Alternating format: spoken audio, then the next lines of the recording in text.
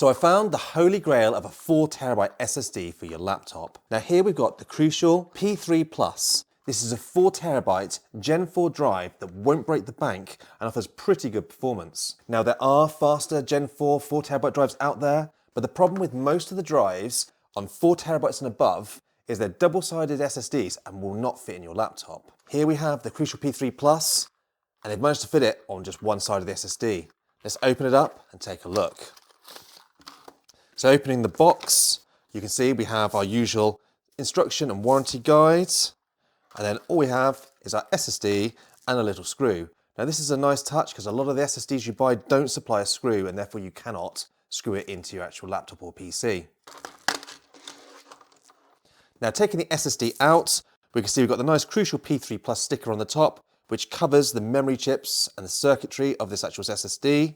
And when we flip it over to the back, this is what's so special about this drive. There is nothing on the back of this SSD other than some text. And if you're buying an SSD for a PC, it doesn't really matter if you've got chips on the front or the back of the actual SSD itself, because there's always loads of room to fit these into your motherboard.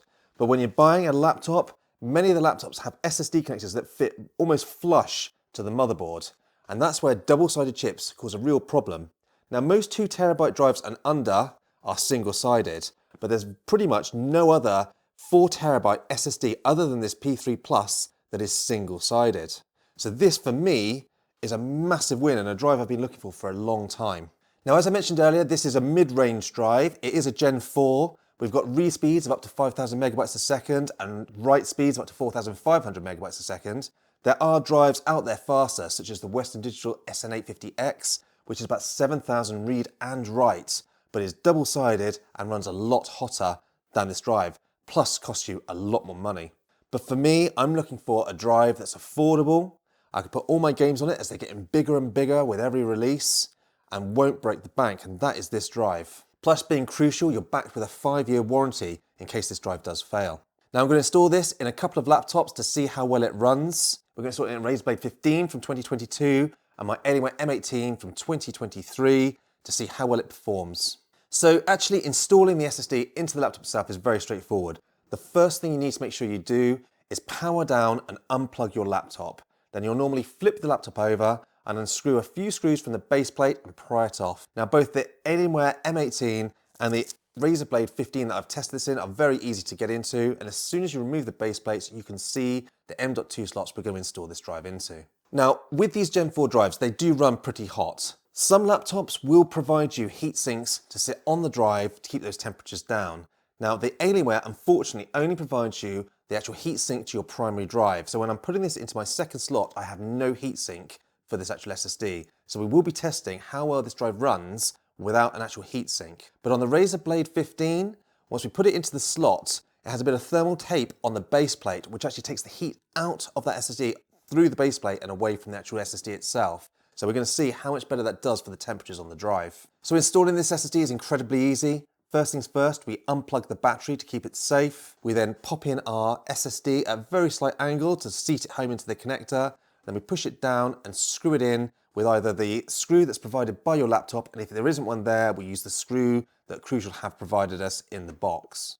Once it's screwed in place, we plug the battery back in, replace the base plate, screw that back on, and boot it up. Now don't be alarmed when you first boot back into Windows with your new SSD drive in here, it will not show straight away. But by opening Windows Disk Management, it will automatically pop you up a little prompt to tell you there's a new drive that needs initializing. Just initialize that drive and format it by following the prompts, and that new drive will be available for you. The next thing to not worry about is, although this is a 4TB drive, after formatting, it will show up as 3.7 terabytes. This is very normal and happens with every SSD. So now that we've got our SSD installed in our laptops, we're going to start some testing. Now the first thing I like to do once I've installed these drives is run Crystal Disk Info. Now this I like to see because it tells me about the actual drive itself and it shows me the temperatures. Now obviously running these drives in a laptop is a worst case scenario. If you've got it in a motherboard, there's usually a lot more airflow and better heat sinks on there to keep it cool. But in a laptop, we do need to be careful with the temperatures. Now you can see straight away in my Razer Blade 15, the idle temperatures in its 40s, really quite impressive. And when we fire up Crystal Disk Info, which totally stresses out this actual SSD, you can see that the temperatures on this drive with a heatsink come up into about the mid 50s. These are some very reasonable temperatures and something I'm very pleased with. running the same benchmarks in the Alienware M18 without heatsink, because there's some more toasty 65 degrees centigrade. And although that isn't a dangerous temperature, it's hotter than I like to run the SSDs. So I do definitely recommend running a heatsink on these drives. Now, if you don't have one with your laptop, you can just buy the basic copper plates from Amazon, which would drop those temperatures by about 10 degrees from my testing. But looking at the scores themselves, this drive comes in exactly where Crucial say it does. I'm getting just under 5,000 megabytes per second on the read and about 4,400 megabytes per second on the write. These are some very respectable speeds. And for some real world testing, I copied 50 gigabytes of data from the C drive to this new Crucial and back again. I want to see how well it performed and how quickly the actual cache filled up. And as suspected, being a mid-range drive, it did fill that cache reasonably quickly, which drops off the performance to then obviously boost itself back up and down as it's emptying that cache. And this is what we would expect from a mid-range drive. And unfortunately, unless you want to push yourself up to that higher tier like the Western Digital S850X, this is what you've got to expect. But from a games drive or a storage drive, you'll have no issues with this at all, but I wouldn't necessarily recommend it for a heavy video editor or something that's got severely high disk usage. You can be absolutely fine with this drive. So there we have it.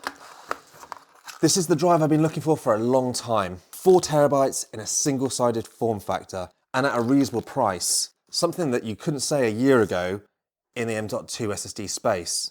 So as always, if you've got any questions or thoughts on this drive, put it in the comment section down below and I will get back to you. I will also put a link to Amazon for this drive if you want to pick one up. And lastly, thank you for watching.